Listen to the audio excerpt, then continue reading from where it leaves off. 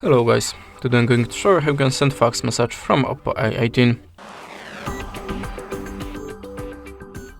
In the first step, open the Play Store, tap on search bar and look for the fax app. Choose Easy Fax, install it and open. Now decide that you want to get notifications, and remember that you have your free credits banner. If you want to send your message for free, you have to restart the application to show this banner again. Now click on the plus and choose Search Server document. Like something with the gallery. Select your photo and click on the import. Now you can add this a shape to the document or the picture. And if you're ready, click on the arrow icon.